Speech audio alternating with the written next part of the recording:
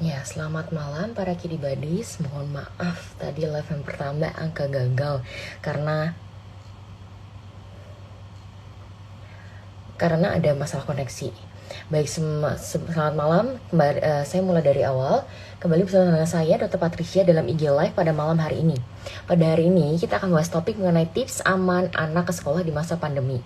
Bagi papa dan mama, kesehatan kidi badi sebenarnya menjadi hal yang sangat penting, terutama di masa pandemi ini. Maka wajar jika papa dan mama khawatir bila pembelajaran tatap muka sudah hampir diberlakukan di seluruh sekolah di Indonesia.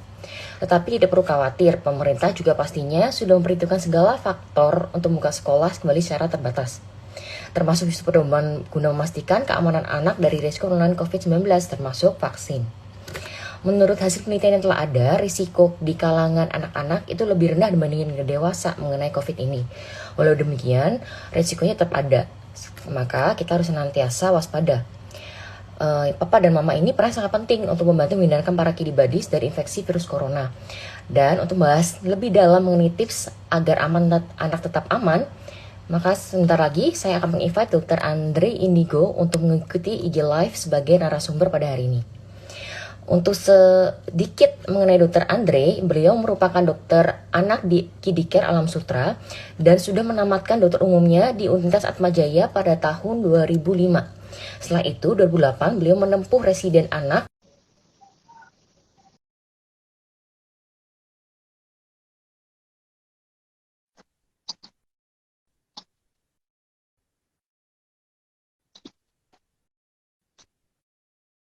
Halo, Dokter Andre, saya sudah terdengar, Dokter?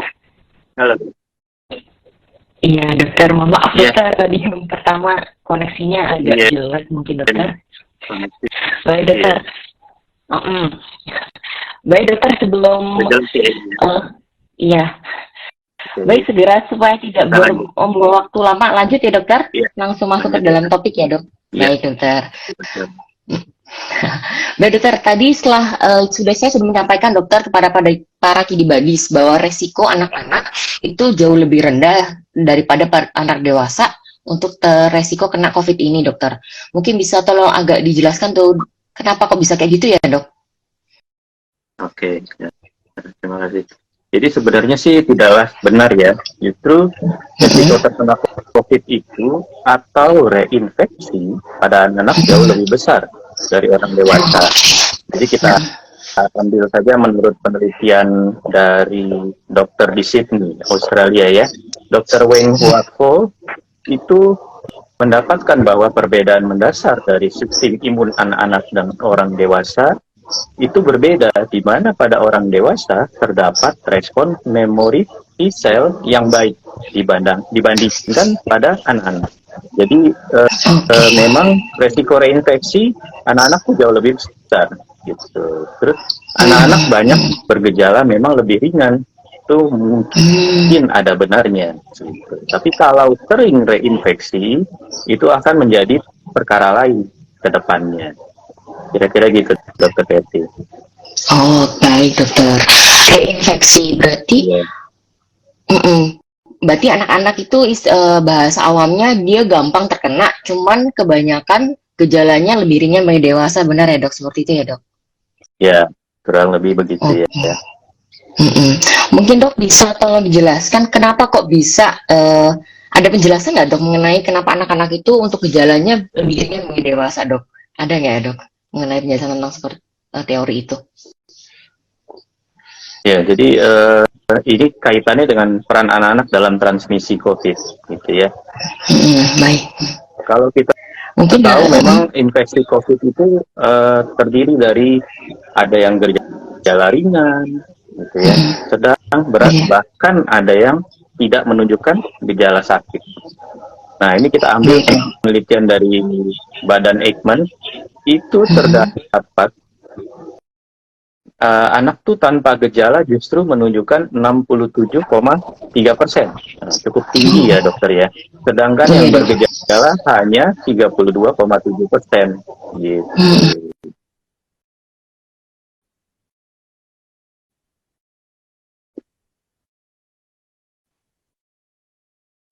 Iya. Mendadak gitu. Nggak ketahuan.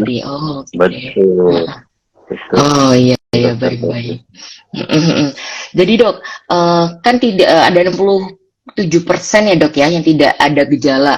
Nah misalkan gini dok, kalau ada anak yang mempunyai komorbid seperti asma atau penyakit komorbid, maksudnya penyakit bawaan ya dokter kesehatan kayak keturunan Iya. seperti itu asma atau diabetes tipe 1 atau maupun anak yang kelebihan berat badan nih dokter.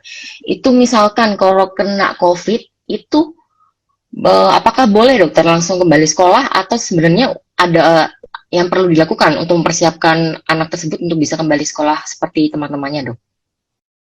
Ya, jadi untuk anak-anak dengan komorbid ini seperti asma, diabetes, obesitas, gitu ya.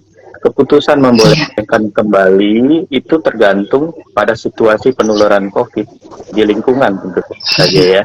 Terus kita juga harus melihat kesiapan sekolah dalam memberikan perlindungan terhadap anak-anak ini. Dan juga kita Oh, juga harus tahu sebagai orang tua ya bagaimana menjaga kesehatan anak itu sendiri gitu. Jadi ada poin-poin yang harus kita pikirkan. oke, baik. Ya, itu Berarti dokter. dari pihak, terima kasih Terus dokter. ya, Heeh, mungkin bagaimana kan dokter? masker ya, jangan lupa pakai maskernya buat anak ini. Ini anak-anak ini biasanya juga belum divaksin, ya. Nggak semua yang komorbid itu dianjur, apa istilahnya udah diperbolehkan untuk vaksin, tergantung kondisinya. Gitu.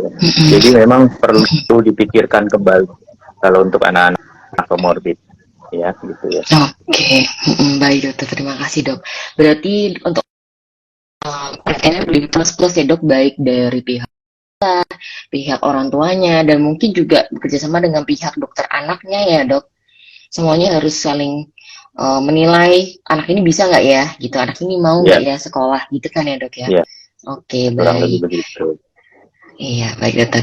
Dari kita ngomong dulu tentang pihak sekolah nih dokter. Mungkin ada pihak itu perlu mempersiapkan apa dokter untuk dapat mempersiapkan pembelajaran tatap muka.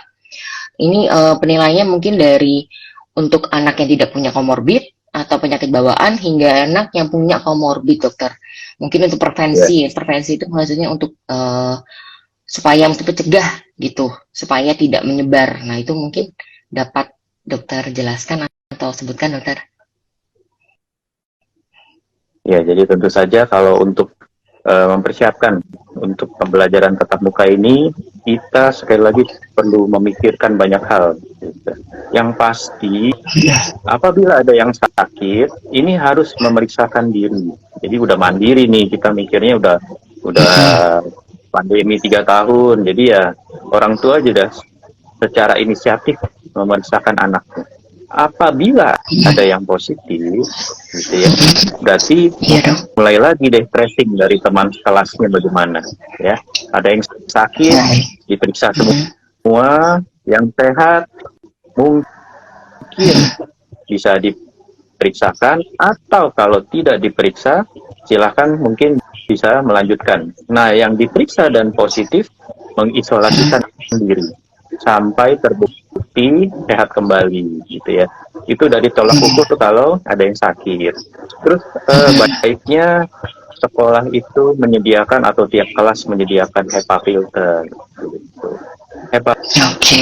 filter yang dipilih itu baiknya yang minimal HEPA 13 tipe terbaru ya. Itu untuk menangkap virus COVID tentu saja. Gitu. Bukan filter yang seperti biasa. HEPA 13. Terus dibiasakan selalu menjaga kebersihan di lingkungan sekolah. Pakai masker di lingkungan sekolah. Nah, ini anak-anak kadangkala susah diajarkan untuk memakai masker yang betul. Jangan melorot. Kalau perlu pakai double nih, nggak ada salahnya kayak dokter ya, pakai double maskernya. Terus vaksinasi COVID buat anak-anak ya gitu ya. Nah, ini nanti anak-anak kan belum semua nih, yang di bawah 5 tahun belum, gitu ya, belum dapat vaksin. Berarti siapa yang diharapkan bisa jaga anak-anak? Berarti kan gurunya udah harus divaksin semua, udah booster, gitu ya. Pengasuhnya, anak-anak ikut, pengasuhnya ikut. Nah, pengasuhnya juga diharapkan udah pada vaksin, udah pada booster vaksinnya, orang tuanya juga, gitu. Terus lebih waspada kalau ditemukan lagi kasus COVID-nya yang kalau meningkat. Untuk komorbid ini perlu dipikirkan apakah diperbolehkan menggunakan media belajar jarak jauh. Atau kalau tidak ada media jarak jauh, dipikirkan kelas khusus. Kelas khusus ini diperuntukkan bagi anak komorbid itu mungkin jumlah muridnya dibatasi seperti itu ya. Oh baik. Oke. Terus yang penting penumpukan murid ya. Penumpukan murid itu keluar masuk sekolah. Nah, ini harus mobilitasnya tuh dibatasi. Ya. Baik. Kira-kira Jadi gitu. diatur. Ya, terima kasih untuk jawabannya, Dokter Andre. Cukup jelas dan sangat jelas nih untuk sekolah-sekolah, mungkin ada dari pihak-pihak sekolah yang melihat atau mendengar nih live ini untuk mempersiapkan lebih dalam lagi gitu kan ya Dok, untuk mencegah. Karena dari beberapa bulan ini kayaknya beberapa minggu ini nih agak meningkat lagi dikit Dok katanya ya.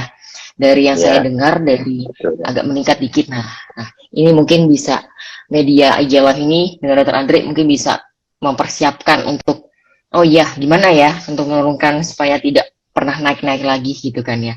Karena kan akan COVID ini akan jadi bukan pandemi lagi sebenarnya, cuman emang menurut saya sih sudah akan menjadi penyakit kayak ya tidak bisa dihilangkan gitu kan ya Dok.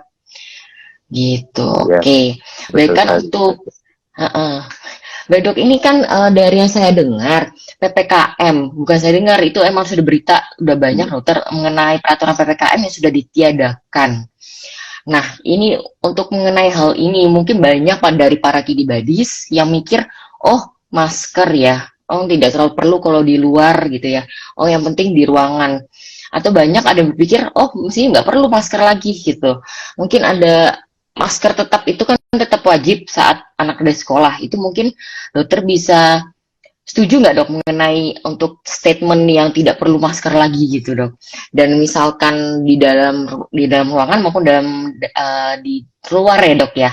Karena mungkin banyak dari itu yang di luar nggak perlu, kayak di Bali itu udah semua nggak pakai masker Dok. Jadi mungkin para orang tua di luar nggak apa-apa deh nggak pakai masker, sesek anak-anak lari-larian gitu ya.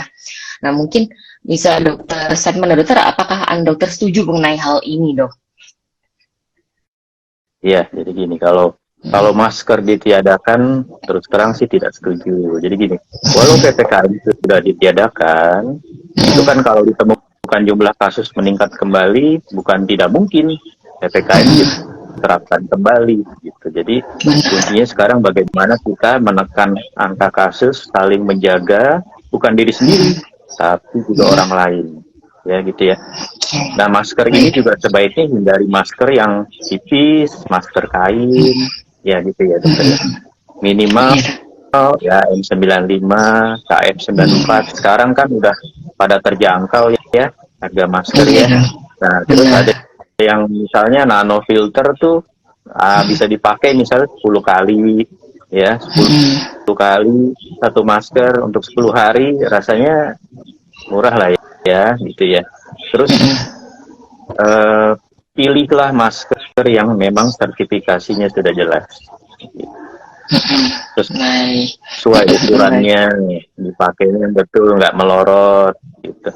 Di tempat terbuka, memang sebaiknya kita pikirkan, kita keluar dari rumah, kita keluar dari zona aman kita harus selalu pakai masker.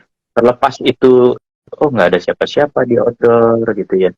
Di mobil juga pikirkan selalu pakai masker. Kita buka kaca, ada orang ngomong, orangnya COVID, kita bisa tertular. Kira-kira gitu. Jadi baiknya memang di luar rumah semua pakai masker. Jadi tekan angka COVID. Kira-kira gitu ya dokter.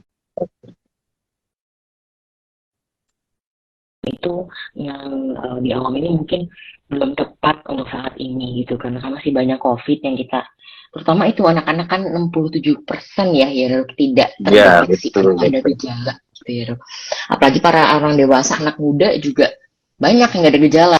Nah makanya dengan pakai masker udah COVID-nya lama-lama hilang, itu dengan pakai masker salah satunya sangat penting Dok ya. Oke, Iya, baik dokter untuk masalah, ya terima kasih dok. Berarti untuk masalah COVID sendiri kita mendalami tentang COVID nih dok.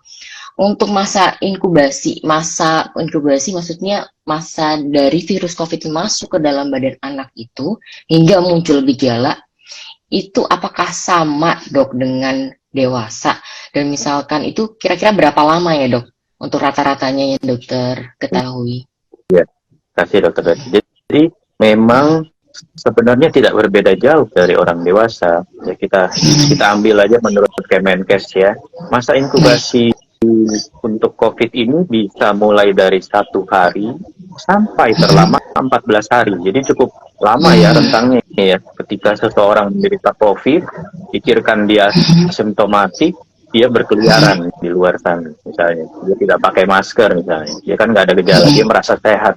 Gitu. Bagaimana dengan yang ya istilahnya belum vaksin, yang komorbid, gitu. Misalnya lansia, gitu. Ya, kita kena semua tuh. Gitu. Iya, kasihan juga ya.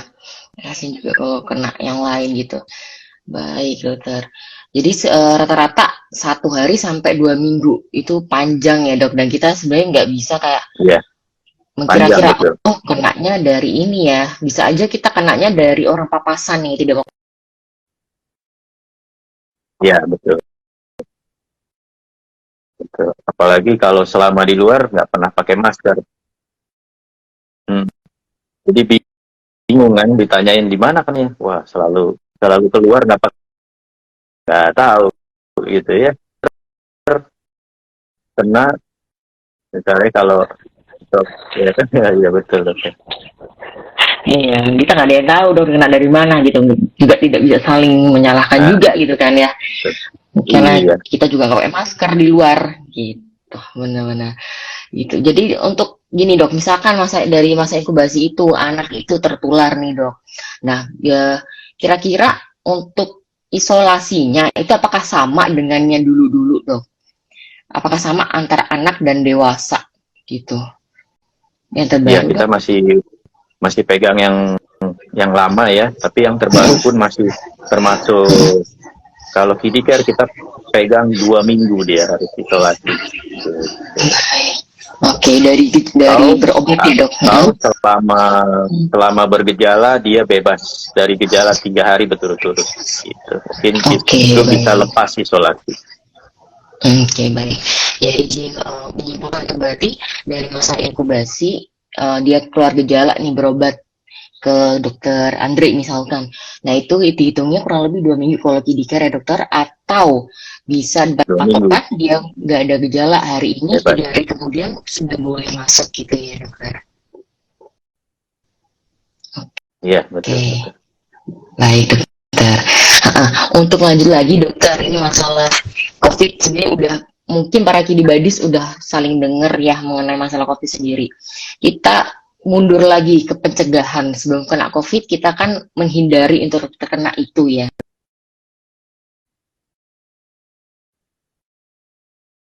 Iya.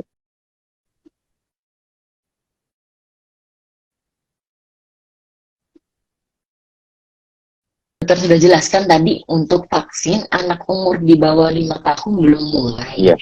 Itu mungkin, apakah dokter sudah, kalau anak sebelum 5 tahun itu kenapa ya, pertimbangan kenapa anak di atas 5 tahun dapat vaksin, tapi yang bawah dari 5 tahun belum dapat dokter? Mungkin dapat, dokter jelaskan. Ya, jadi sebetulnya semua butuh vaksin, tapi untuk memberikan vaksin kita butuh uji klinis. Nah, ini mudah-mudahan bulan Maret jadi kan surat izin dari BPOM untuk anak-anak di atas 6 bulan sampai yang 5 tahun udah keluar. Rencana Kemenkes bakal vaksin ini anak-anak ini yang belum dengan Pfizer ya, mudah-mudahan terrealisasi di bulan Maret, nggak mundur-mundur lagi gitu. Mudah-mudahan ya, mudah-mudahan iya, kita jujur saya sendiri mungkin dan para Kidibadis kayak mau apa itu kayak bingung kapan ya. Kayak kata Iya, tadi betul. juga, kita dewasa udah dapet, anak kita yang dewasa BPOM udah keluar. udah keluar ya. Baik dokter, ini Ya, berita yang mengagetkan dan bahagia sih menurut saya termasuk gitu. Oke, ya. berarti mulai Maret rencananya ya dokter. Mari kita doakan supaya tetap terjalan gitu. Mudah-mudahan nggak mundur ya. Tidak. Iya, amin. Mudah baik saja juga dengan keputusannya itu dokter. Berarti kan terlihat ya dokter, Iya, untuk iya, usia 6 bulan sampai 5 tahun tuh benar-benar pemerintah juga nggak main-main gitu untuk Iya. meneliti.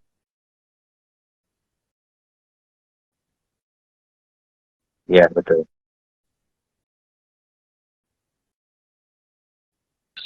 Menelaah untuk ini aman untuk di atas 6 bulan. Jadi sebenarnya para kidibadi setelah papa dan mama sebenarnya nggak perlu untuk seberapa khawatir, karena kan emang udah pembelajaran lama dan nggak mungkin para dokter maupun para peneliti itu akan mengeluarkan sesuatu yang tidak pasti dan kita tidak yakin gitu kan ya dokter. Baik. Betul. Berarti Betul. baik, dokter, untuk lanjut nih untuk vaksin untuk anak di atas 5 tahun kan udah mulai dok, udah 2 kali ya dokter. Untuk boosternya apakah sama Maret dokter? Booster yang pertama untuk anak-anak di atas 5 tahun? Apakah sudah dengar ya dokter? Booster yang di atas 5 tahun saya kurang tahu, tapi biasanya memang idealnya tiap 6 bulan. 6 bulan itu kita booster. Wacananya kan berikut itu bakal berbayar ya. Baik. Wacana yang terakhir. Habis yang dewasa, habis dewasa berbayar ini, habis dewasa booster, berikut tuh katanya berbayar. Jadi ya kita lihat aja realisasinya. Ya, tapi baiknya tiap 6 bulan memang kita selalu mengimunisasi kita diri ya terhadap coronavirus ini. Baik, betul, idealnya yang setiap 6 bulan ya dokter, baik dewasa maupun anak-anak gitu ya dok. Ya.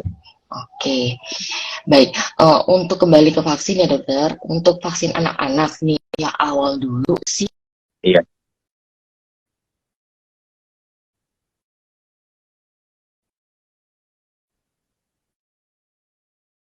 Dokter ketahui tadi Pfizer ya dokter Iya, yang betul. mau diberikan ya. Oke.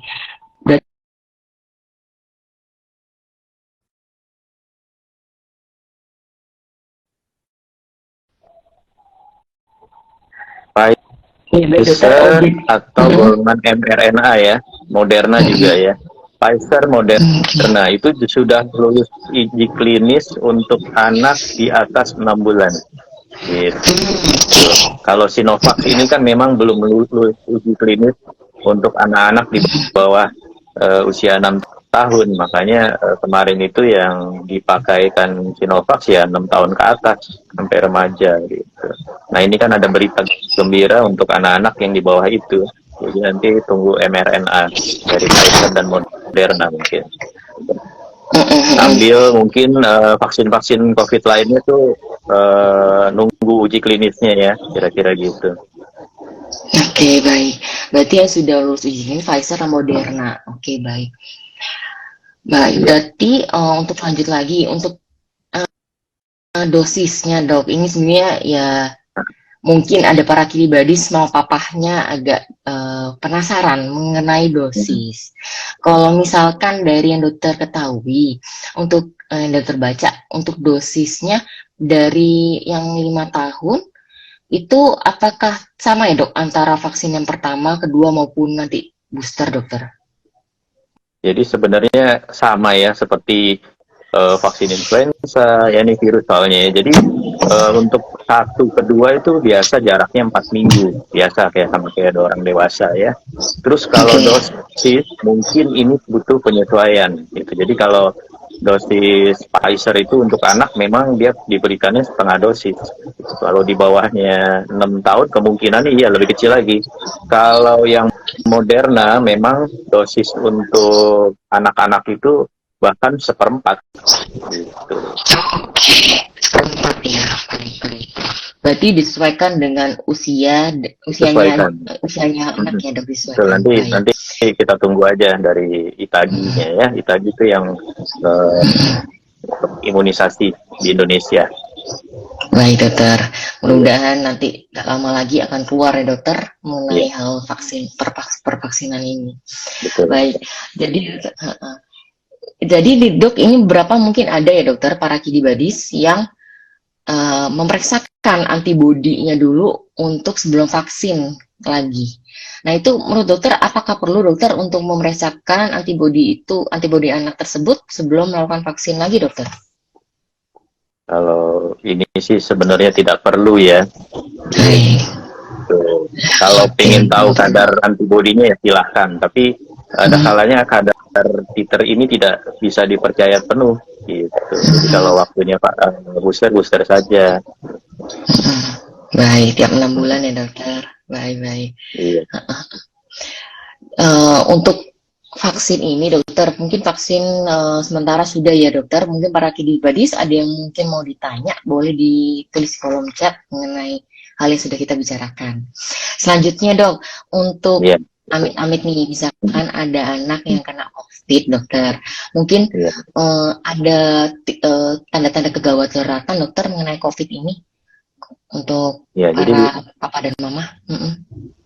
Oke, jadi untuk kidibadis di rumah, jadi tetap ya tanda kegawat daruratan COVID itu beragam sekali dan luas. Tapi tentu saja yang perlu kita perhatikan baik-baik itu yang anaknya demam tinggi bahkan sampai kejang. Nah ini hati-hati. Anak batuk sampai sesak napas. Ini juga harus diperhatikan. Anaknya muntah dan diare sampai lemah, nggak mau makan, nggak mau minum. Nah ini hati-hati. Anak lemas dan tidak mau beraktivitas, pucat bahkan membiru, atau di rumah kok kencingnya sedikit ya. Nah, jadi buang air kecilnya menurun. Sama ya, ini tanda-tanda kegawatan yang harus diperhatikan pada baik. dengan COVID. Baik, terima kasih dokter. Baik, bila misalkan ada anak yang kegawatan COVID, langsung segera dibawa ke IGD ya dokter? Iya betul. IGD baik dokter. Ini juga mesti hati-hati, IGD khusus biasanya nih. Ya, bukan IGD yang rame-rame tuh, kasihan yang lagi pada sakit lain. Iya benar. Setuju. Mungkin para papa dan mama yaitu harus confirm dulu mungkin ke pihak IGD ini udah sampai ke rumah sakit, mungkin karena panik, pihak harus confirm dulu ini anak saya gini, bayar para dokternya untuk mengatur ya dokter, untuk mengatur mungkin anaknya bisa di ruangan khusus isolasi di mana gitu ya dokter, biar sama-sama menjaga. Baik, jadi nggak usah khawatir untuk para kidibadis, papa dan mama. Kita juga dari tenaga kesehatan juga pasti akan memikirkan hal itu, gitu. Baik, dokter ini izin mungkin ada pertanyaan terlebih dahulu dokter mengenai kondisi anak ini berhubungan kondisi dari Ibu Sabita Pertiwi 3003. Bagaimana kondisi anak sendiri dok setelah terkena COVID? Apakah anak itu akan menjadi rentan? Iya, terima kasih ya, ini pertanyaannya bagus. Oke, jadi gini, anak-anak yang terkena COVID ini setelah dia sembuh, mungkin di kemudian harinya dia bisa mengalami masalah komplikasi. Kita itu mengenalnya dengan sindrom multi-inflammatory syndrome in children, terutama ya karena COVID. Itu biasanya kapan dicetuskan? Biasanya 1 bulan sampai 8 bulan kehidupannya. Gitu. Itu mungkin saya bakal bahas tahun depan kali ya. Tunggu aja ya. Baik, mau ditunggu para kidibadis, terutama penanya Ibu Sabita, nanti tunggu dokter Andre untuk menjelaskan hal ini. Saya udah gak sabar juga sih, Bu. Tapi kalau merasa anaknya terdampak, butuh konsultasi, silahkan datang. Ya. Siap. Baik, terima kasih dokter. Berarti kalau setelah COVID ada seperti sindrom yang dokter jelaskan, segera berobat ya dokter, dan Betul. menceritakan kejadiannya gitu ya dokter, Iya, pernah ada betul. COVID nggak? Mungkin ini salah satu alasan kenapa biasanya kalau berobat itu ditanya gitu, mungkin untuk sebagai penilaian ya, Iya, untuk betul. menghindari Betul sindrom sekali. ini gitu. Baik, balik lanjut lagi dokter, ini Iya, mengenai terapi ya dokter, sebelum kita lanjut tempat lain, yang tentang sekolah, anak sekolah masuk sekolah. Beberapa sekolah ini dok, jujur emang ada beberapa sekolah yang mengharuskan anaknya itu swab antigen terlebih dahulu sebelum masuk. Entah mungkin ya emang sebelumnya emang sakit COVID, atau dengan anak yang tidak swab sebelumnya sakitnya cuma batuk pilek demam.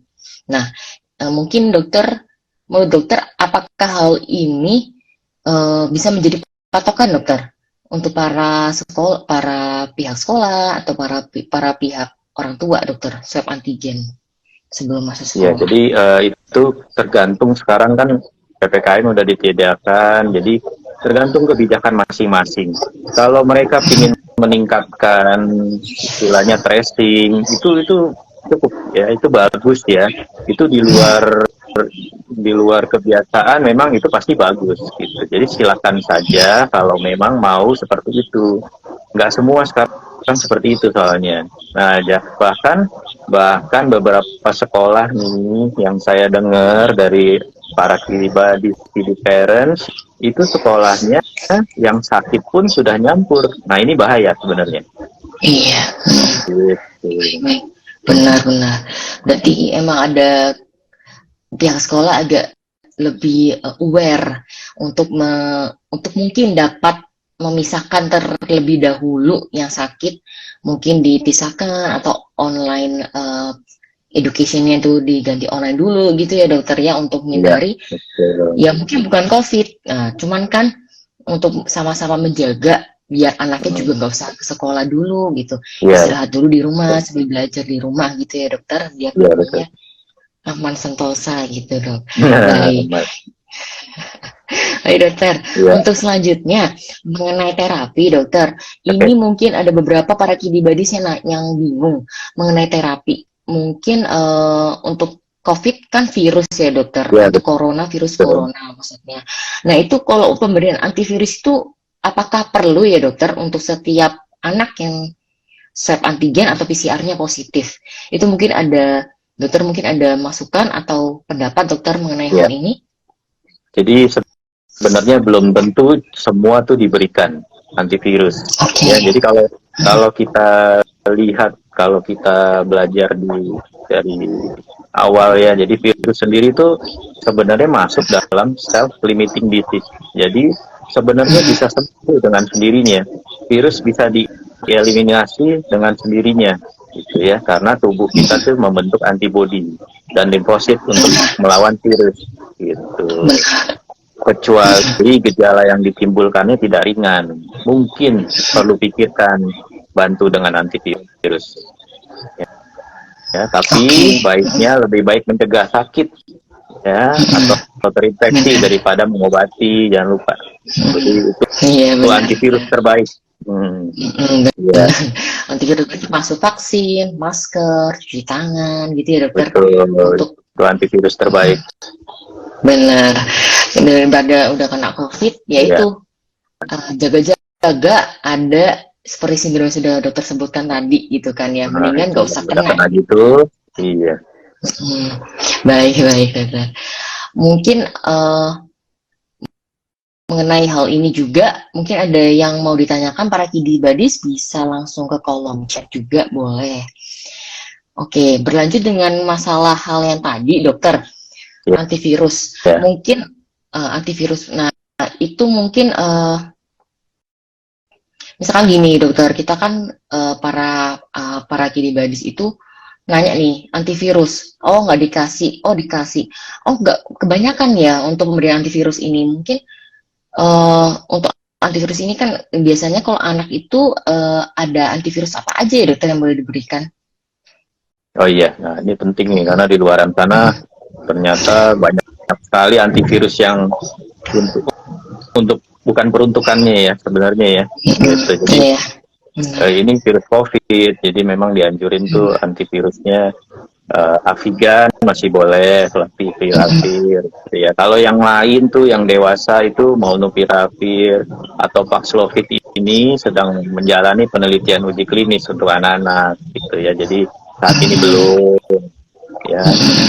Ada di luaran juga antivirus yang lain, misalnya oseltamivir. Nah, kalau oseltamivir ini biasanya buat influenza, bukan buat COVID misalnya.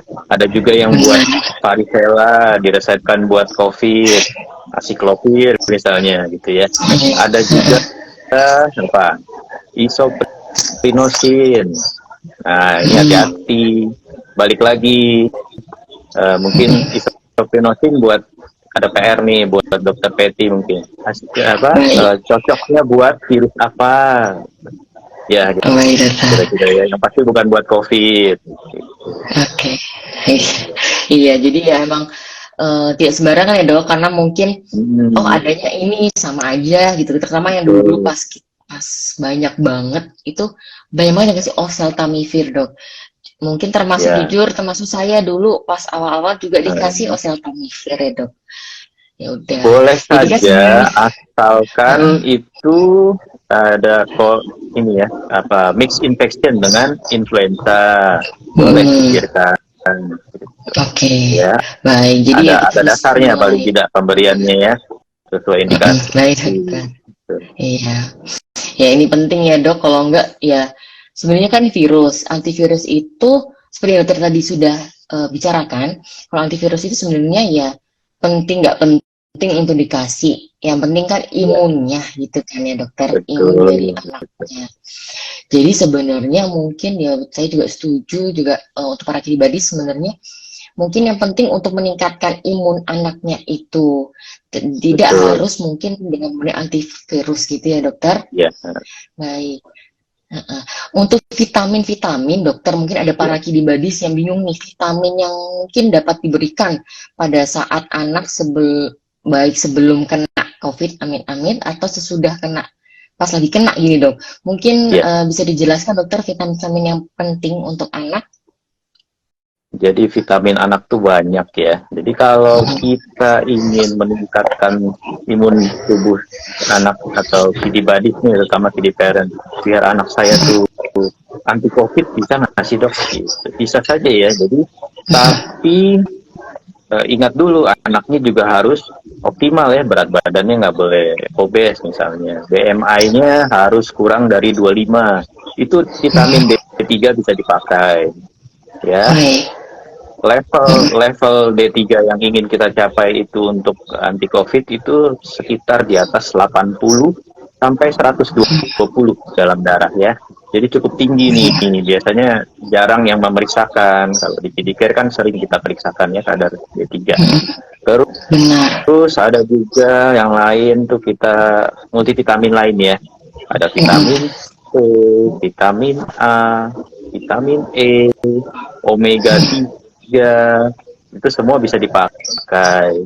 Ada yang minum rutin zinc juga bisa dipakai karena zinc mempunyai kemampuan untuk menghambat replikasi dari virus-virus juga, bukan cuma COVID loh gitu ya. Kurkuma pikirkan ya, kurkuma juga bisa dipakai untuk melawan virus gitu. Atau vitamin lain ya, ada penelitian tuh terus berkembang, ada yang pakai madu, propolis, itu ada penelitiannya, itu juga ternyata bisa dipakai buat melawan COVID ya. Banyak. Baik dokter. Berarti vitamin itu juga penting baik anak untuk mencegah COVID atau untuk melawan COVID gitu ya dokter ya. Dan dokter tadi sudah disebutkan ada yang perlu emang beli vitamin plus ada yang madu itu, jadi bisa nggak hanya obat gitu, obat plus tradisional juga bisa diberikan buat anak untuk imunnya itu bisa bagus gitu dok. Baik. Baik dokter. Untuk mengenai hal ini, mungkin tadi nyambung ke yang sebelumnya, dokter. Bisa sekolah, mungkin kalau di sekolah itu, di sekolah itu misalkan dok ada sekolah nih yang membuka vaksin, itu kan kebanyakan jujur dok, mungkin para kiddie parents itu ada yang kayak khawatir mungkin dengan efek sampingnya atau dengan mungkin dengan nanti kenapa ya, nanti ada mungkin ada efeknya untuk kedepannya, seperti kayak kedengerannya mungkin nanti imunnya bisa turun, bisa demam, aduh nanti ribet lah, bilang gini lah. Padahal sebenarnya ada yang dengar kalau anak itu sebenarnya antibodinya udah ada. Itu ada dok yang ngomong seperti itu. Antibodi anak kan untuk COVID kan lebih tinggi ya daripada dewasa. Jadi sebenarnya sih ya belum penting banget buat vaksin. Nah, untuk hal-hal seperti itu dok, mungkin dokter ada masukan. Apakah hal itu benar atau efek sampingnya yang para kiddie parents ini khawatirkan? Mungkin dokter bisa menjelaskan dok, mungkin lebih tinggi efek yang bagus dibandingin efek yang negatifnya, dan itu hanya sementara. Mungkin gimana dokter mengenai hal ini? Ya, jadi gini, tentu saja vaksin melindungi, kita tahu ya. Jadi efek samping dari vaksin COVID sebenarnya nggak beda jauh dari efek samping vaksin-vaksin yang lain, demam misalnya. Terus tapi demamnya juga nggak berlarut-larut, nggak sampai tinggi, nggak semua tinggi loh ya. Ada bahkan yang nggak sampai demam gitu. Ada yang bengkak di tangan, tapi kan nggak apa-apa ya. Itu tandanya vaksinnya bekerja, antibodi tubuh tuh lagi dibentuk ya, kira-kira tubuh diajarkan untuk mengenali virusnya lebih cepat gitu. Terus kalau dengar apa yang di media sosial lagi rame nih, vaksin COVID bikin anak kena jantung, gitu ya. Nah itu juga resikonya lebih kecil ketimbang anak itu terkena COVID, gitu ya. Angka kejadiannya per 1 juta anak hanya 400. Dan itu kejadiannya bukannya yang berat ya, ringan loh.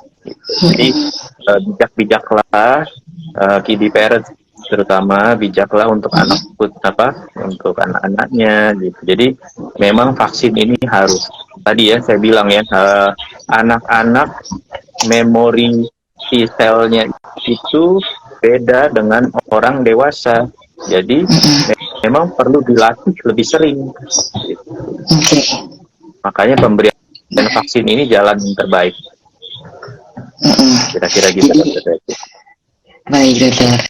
Jadi dapat disimpulkan dokter, untuk tips anak nih masuk sekolah, selain dari pihak sekolah, dari pihak orang tua, dari pihak dokter anaknya juga, itu sangat-sangat saling kerjasama istilahnya, termasuk anaknya sendiri. Kerjasama. Jadi emang apalagi anak-anak ya dokter, kita kan agak-agak susah, para orang tua juga para kiddie parents kalau di rumah mungkin bisa bilangin anaknya gini-gini, cuman kan namanya anak-anak ya dokter, yang di sekolah juga aduh gimana maskernya, nanti taruhnya di mulut aja, di hidung enggak, gitu ya dok. Itu melindungi yang lain. Iya. Bukannya tidak bisa dilatih, jadi sedini mungkin ajari anak pakai masker. Ya, yang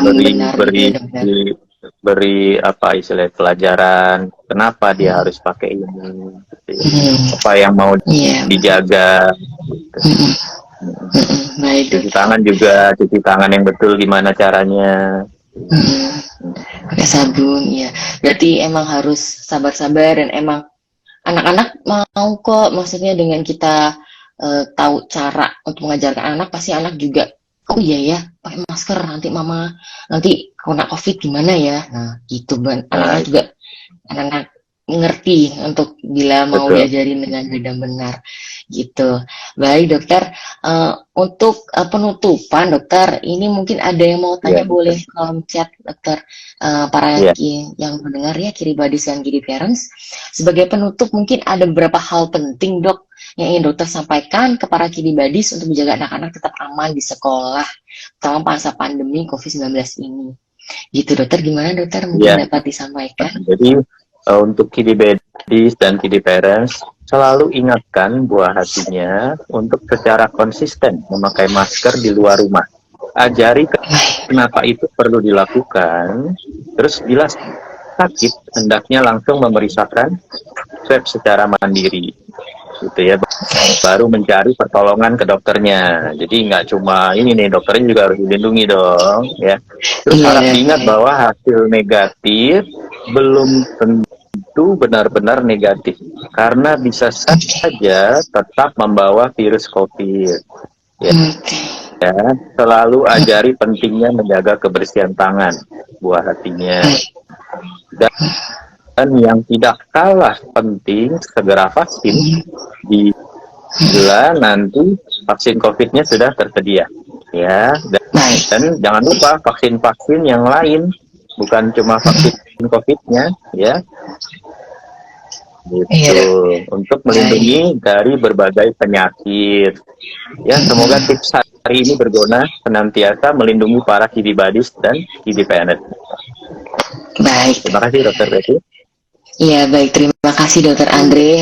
Zoom IG live pada hari ini sungguh sangat buat terbuka pikiran untuk maksud saya dokter, untuk Ya, yang berita-berita terbaru. Saya juga jadi saya juga jadi mendapat pengetahuan baru dari pembicaraan pada ya, hari ini dokter.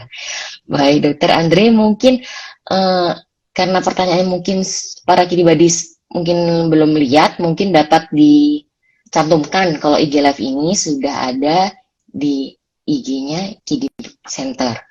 Baik, mungkin malam hari ini saya mau sudahi ya dokter Andre. Terima kasih dokter Andre ya, sudah terima kasih memberikan Dokter Betty. topik dan jawaban-jawaban yang sangat baik pada hari ini. Dan buat kita ngerti tips anak-anak ini, para kiddy buddies tidak perlu khawatir gitu, para kiddy parents terutama, mohon maaf. Baik, terima kasih dokter. Sebelumnya mungkin saya akan akhiri pada malam hari ini. Para kiddy buddies dan kiddy parents yang sudah ikut IG live pada hari ini, terima kasih atas kehadirannya dan pertanyaan-pertanyaannya. Kita akan ketemu lagi di IG live berikutnya. Terima kasih dokter Andre. Terima kasih Dokter Betty. Ya, terima kasih dokter. Saya akhiri IG live pada hari ini. Izin ya dokter, Ya, saya akhiri pada hari ini. Ya, terima kasih dokter. Selamat malam terima kasih. dok. Selamat malam para kiddy parents. Tuhan memberkati.